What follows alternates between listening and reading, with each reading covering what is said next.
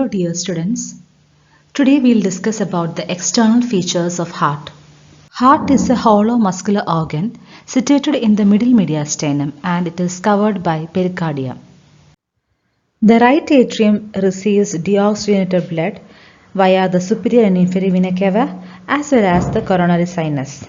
And from the right atrium the blood flows through the right atrioventricular orifice into the right ventricle and from there to the pulmonary trunk. And from there the blood reaches the lungs for the oxygenation and the oxygenated blood reaches the left atrium via the pulmonary veins. From there via the left atrioventricular orifice it reaches the left ventricle and from there to the aorta. So the right side of heart is involved in the pulmonary circulation whereas the left side of heart is involved in the systemic circulation. So you all know that there are four chambers for the heart. They are the right atrium, the left atrium, the right ventricle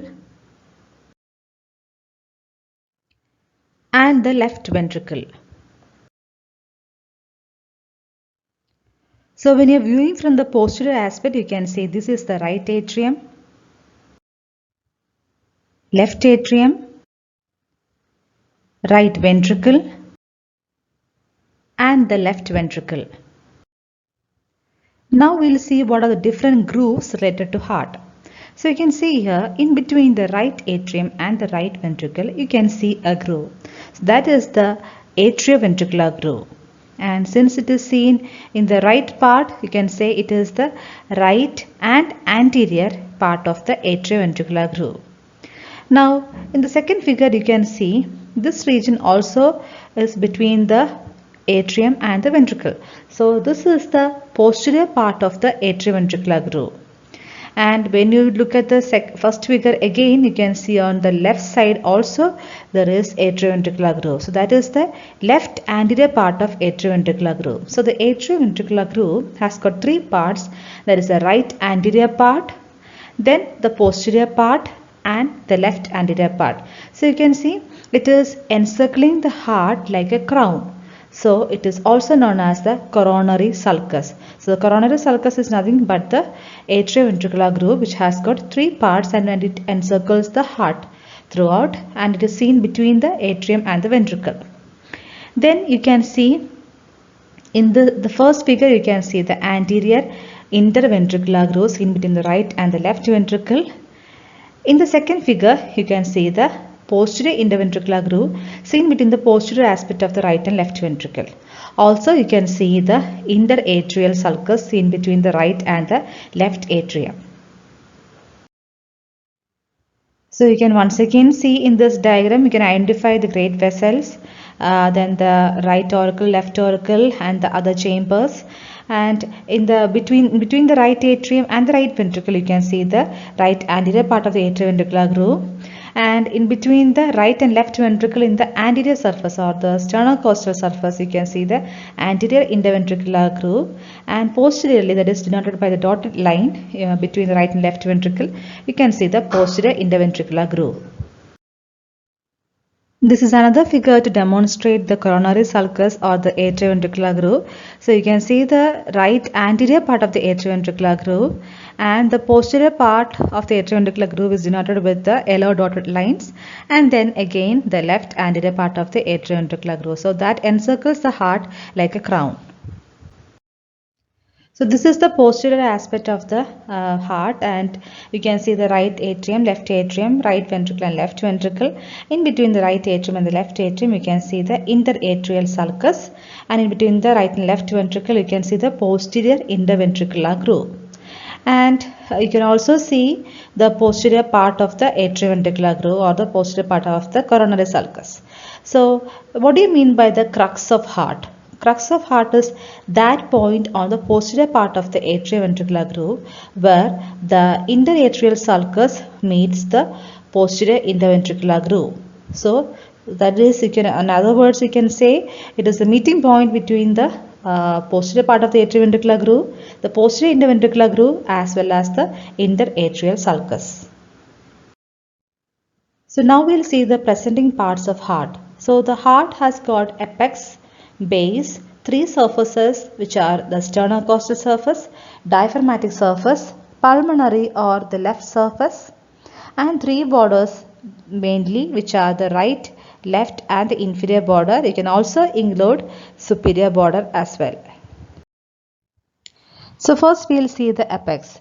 So apex is a conical area and you can see here it is formed only by the left ventricle. And this apex is directed downwards and to the left in the fifth intercostal space, which is about 9 cm from the midline. And it is slightly below and medial to the left nipple. And what do you mean by apex beat? So apex beat is nothing but a forward thrust felt in the left fifth intercostal space during the ventricular systole. So you can feel for the apex beat in the normal adults in the left fifth intercostal space, which is just medial to the midclavicular line, or you can say it is about 9 cm from the midline.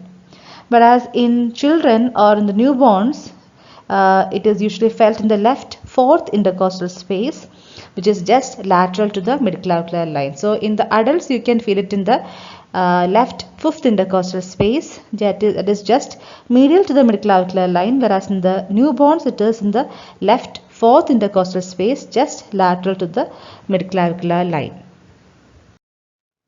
So next is the base. So base can also be called as the posterior surface, and that is formed mainly by the left atrium and the right atrium. So the major contribution, that is about 2/3, is contributed by the posterior surface of left atrium, whereas 1/3 is by the posterior surface of the right atrium. Now, what are the boundaries of the base? You can see at the above or the superior border, you can see the bifurcation of the pulmonary trunk.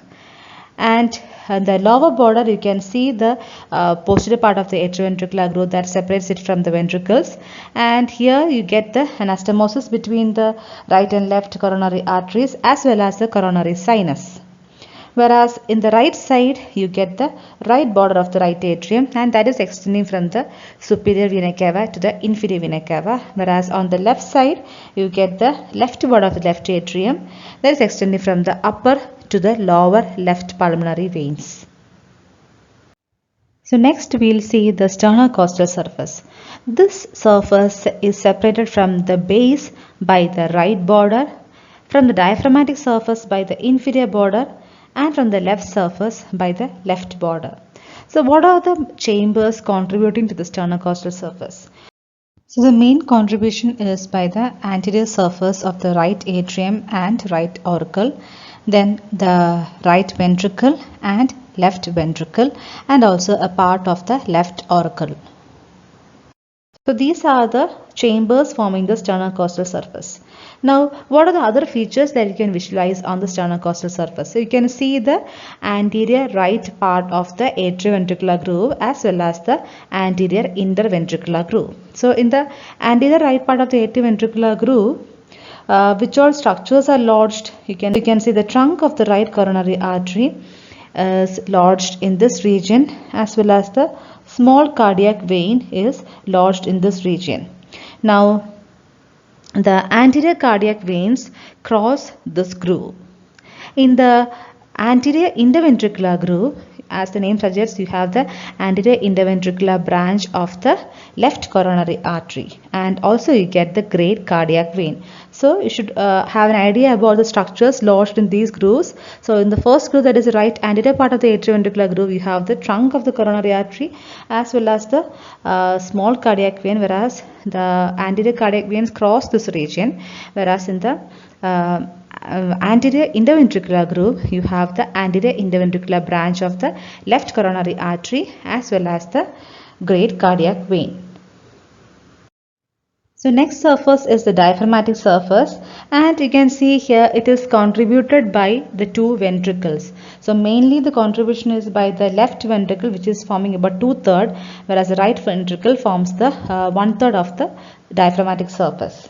And the main feature you can see here is the posterior interventricular groove, which lodges the posterior interventricular branch of the right coronary artery. Then you have the middle cardiac vein, and also you get the anastomosis between the posterior interventricular artery as well as the anterior interventricular branch of the left coronary artery. So these are the features related to the posterior interventricular groove as well as the diaphragmatic surface. And this surface is separated from the sternocostal surface by the inferior border, from the base by the posterior part of the atrioventricular groove.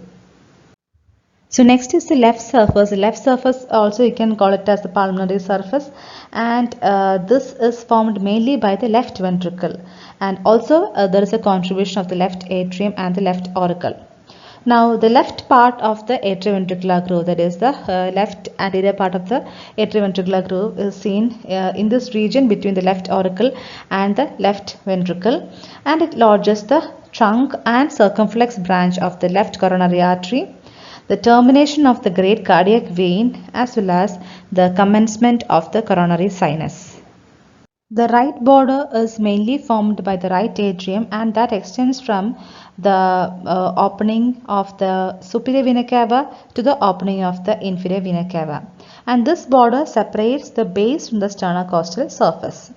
And in between the openings of the two vena cava, you get a shallow vertical groove that is known as the sulcus terminalis, and it corresponds to the crista terminalis in the interior of the right atrium.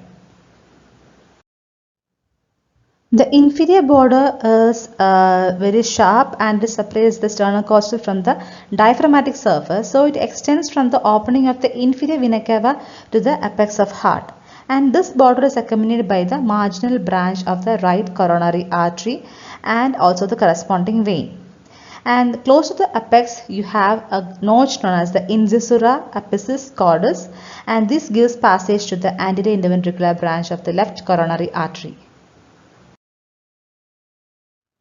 The left border is ill-defined and it separates the sternocostal surface from the left surface, and it extends from the left auricle to the apex of heart. And this border is accompanied by the marginal branch of the left coronary artery. The superior border is usually not mentioned, but you can say the region where the great vessels enter and leave the chambers of heart, that region corresponds to the superior border of heart. So that means it is mainly contributed by the right and left atrium, but it is not visualized properly in the sternocostal surface because of the presence of the aorta and the pulmonary trunk. So once again we will see the structures lodged in the coronary sulcus. So the coronary sulcus, we know that it is the atrioventricular groove which has got three parts, that is the right anterior, posterior and the left anterior part. It is deficient anteriorly because of the presence of the root of the pulmonary trunk. So we'll see the structures lodged in the grooves related to the heart. In the right part of the atrioventricular groove, you have the trunk of right coronary artery as well as the small cardiac vein. In the left anterior part of the atrioventricular groove, you have the circumflex branch of the left coronary artery, trunk of the left coronary artery, then the termination of the great cardiac vein as well as the commencement of the coronary sinus. And then in the anterior interventricular groove, you have the anterior interventricular branch of the left coronary artery and the great cardiac vein. Whereas in the posterior part of the atrioventricular groove, you have the coronary sinus and the anastomosis between the right and the left coronary arteries. And in the posterior interventricular groove, you have the middle cardiac vein, the posterior interventricular branch of the right coronary artery, as well as the anastomosis between the posterior interventricular branch and the anterior interventricular artery, which is a branch of the left coronary artery. So to summarize, we can say there are some structures or there are some parts which are formed only by one or two chambers. So you can say the apex is formed only by the left ventricle, the base is formed only by the two atria, the diaphragmatic surface is formed only by the two ventricles, and the right border is formed only by the right atrium. And there are some features showing the 2/3 as well as 1/3 feature. The 2/3 of the base is formed by the left atrium, 1/3 of the base is formed by the right atrium. The 2/3 of the diaphragmatic surface is formed by the left ventricle and 1/3 by the right ventricle. And the 2/3 of the sternocostal surface is formed by the right ventricle and 1/3 by the left ventricle. So these are the various chambers of heart and the structures that pass through each groove. So in order to have a clear idea about the structures passing through each groove, please go through the video blood supply of heart which was previously taken by me. Then you will have a clear idea regarding the various structures related to it. So I hope you are clear with the chambers of heart and surfaces and borders formed by each chamber, and also the structures grooved in the different grooves of the heart. Thank you.